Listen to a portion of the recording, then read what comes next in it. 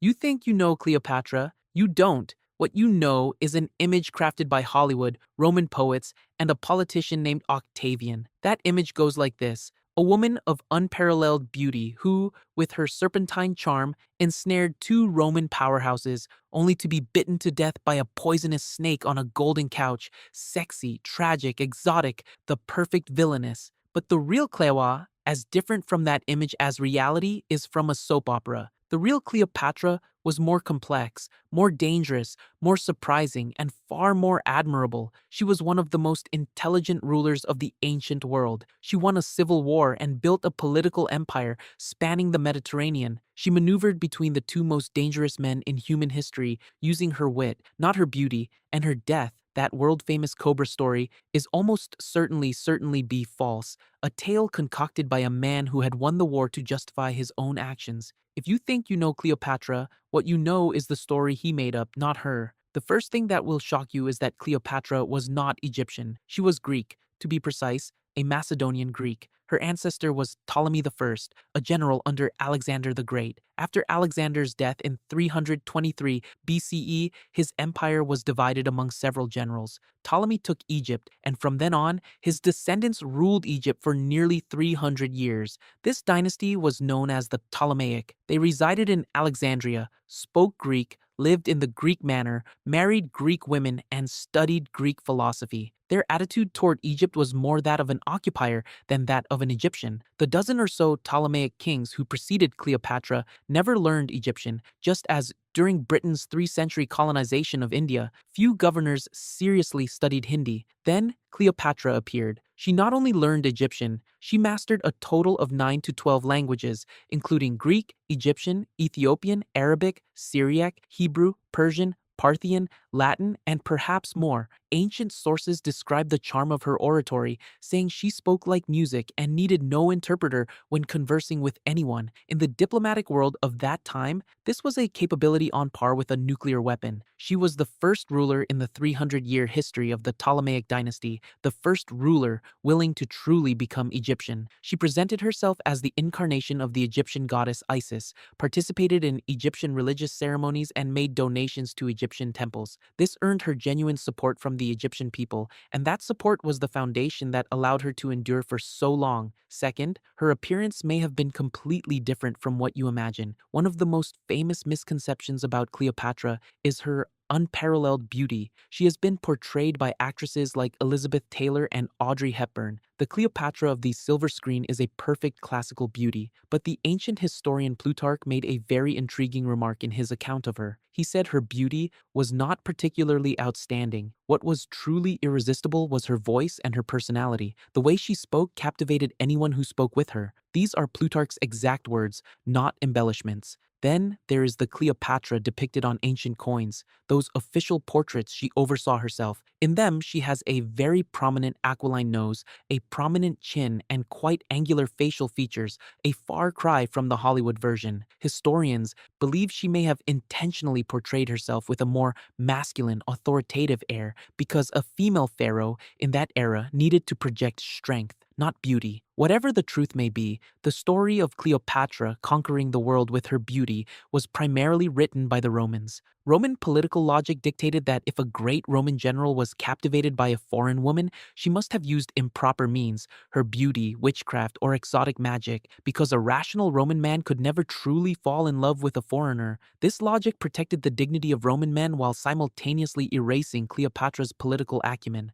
The third thing, before Cleopatra met Caesar, she had already won a war, and her opponent was her own brother. After her father's death, following the tradition of the Ptolemaic dynasty, she and her younger brother, Ptolemy XIII, jointly inherited the throne as co-rulers. Then, following the same tradition, they married, a sister and a brother, with an age difference of about 8 years. This was not a marriage of love, it was a political arrangement. In the dynasty featured sibling marriages in nearly every generation to maintain the purity of the bloodline and centralize power. Cleopatra's parents may have been siblings themselves. If one were to draw the family tree, it would resemble not a tree, but a circle. Cleopatra began to rule alone when she was about 18. Her brother was surrounded by several ambitious advisors who plotted a coup to drive her out of Egypt. She fled to Syria. There, she did not wait. She did not weep. She recruited a mercenary army and prepared to fight her way back. A young woman driven from her homeland by her own brother,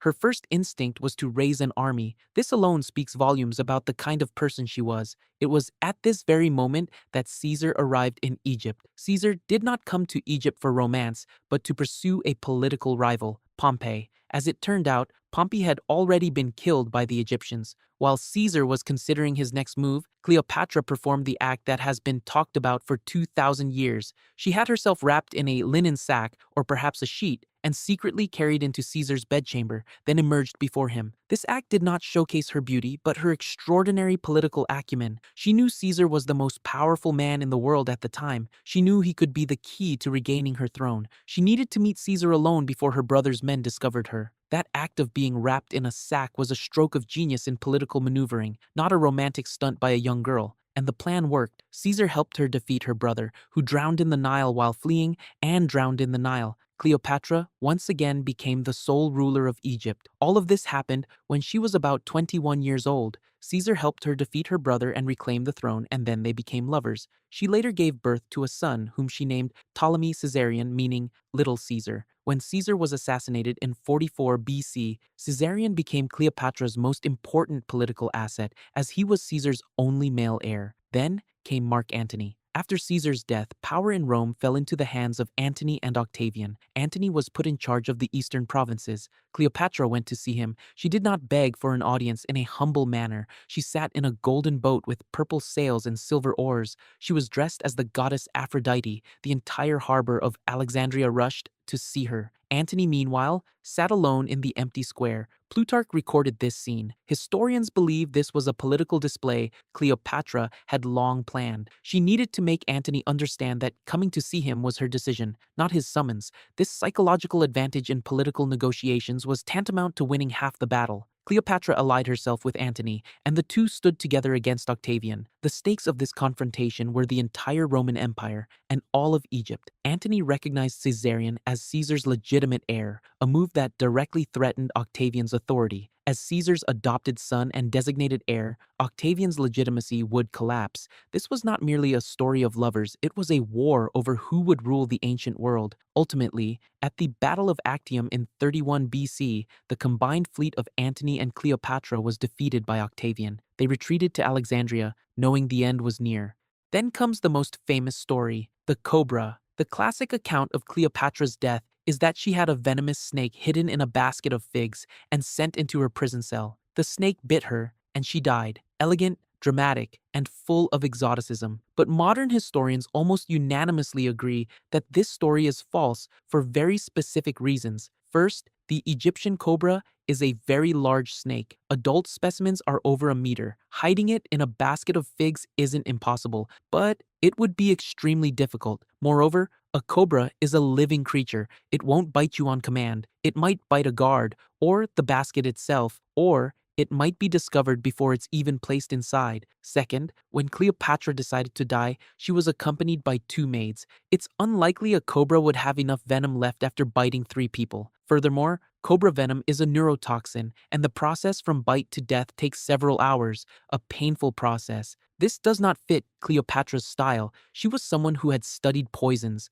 The Library of Alexandria contained the most advanced knowledge of medicine and toxicology in the ancient world. She had better options. So, how did she die? Modern historians believe the most likely scenario involves some kind of fast-acting poison, possibly hidden in a hairpin or injected via a needle. Plutarch records that she had 2 small puncture marks on her arm, more consistent with a needle than a snake's fangs. The more critical question is, who spread the cobra story? It was Octavian. After Cleopatra's death, he ordered a portrait painted of her being bitten by a snake to replace her to appear in his triumphal procession. At Roman triumphs, the vanquished were typically paraded through the streets for public humiliation, but Since Cleopatra was dead, Octavian had her portrait carried in her place, a portrait depicting her being bitten by a snake. Why did Octavian promote this snake story? Because it made her death appear to be her own choice, a noble martyrdom, rather than a result of Octavian forcing her to take her own life. Some historians believe that Octavian may have planned her death from the very beginning,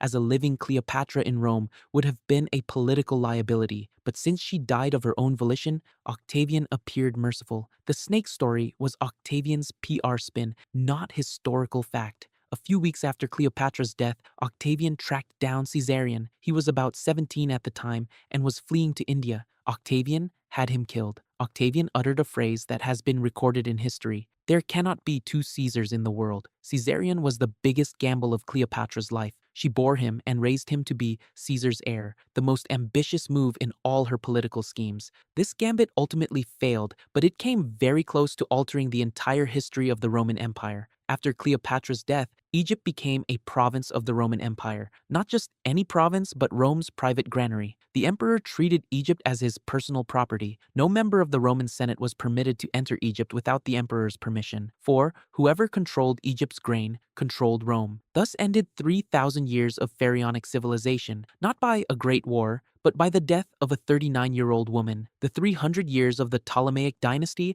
and the 3,000 years of the ancient Egyptian pharaohs all came to an end on August 12th, 30 BC. After that day, no one ever wore the crown of an Egyptian pharaoh again. That crown, along with that civilization, became a part of history forever. During Cleopatra's reign, Alexandria was the intellectual center of the ancient world. The famous Library of Alexandria was located here. It is estimated to have housed 700,000 papyrus scrolls, encompassing the scientific, medical, philosophical, literary, and astronomical knowledge of the entire ancient world. Cleopatra was an active patron of this library. She herself had received a systematic education in mathematics, astronomy, medicine, and philosophy. Among ancient records is a treatise on cosmetics and hair care, said to have been written by Heron Cosmetics and Hair Care, and other records mention her in-depth studies of toxicology. She conducted poison experiments on prisoners, observing the speed and effects of different poisons. This was a woman who studied poisons in her own prison cell,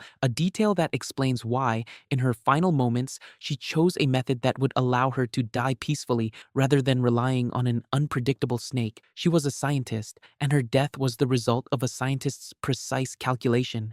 No one knows where Cleopatra's tomb is. She requested to be buried alongside Antony. Octavian granted this request, but their joint tomb has never been found. In the centuries following Cleopatra's death, Alexandria endured earthquakes, tidal waves, Arab invasions, and the Crusades. Layer upon layer of history has buried her deeper and deeper. 21st century archaeologists are still excavating near Alexandria using the most advanced satellite scanning and underwater detection technologies. They know she is out there somewhere, but they haven't found her yet. The tomb of the most famous woman of the ancient world remains a mystery to this day. The name Cleopatra means the glory of the father. Her father was a weak king who maintained his throne by sending money to the Romans. He was known as the Piper because he entertained others. He had no dignity. But Cleopatra spent her life completely overturning the fate that name had prescribed for her. She did not become her father's glory, she became her own. She was a woman who rose to the highest position in a male-dominated world through wisdom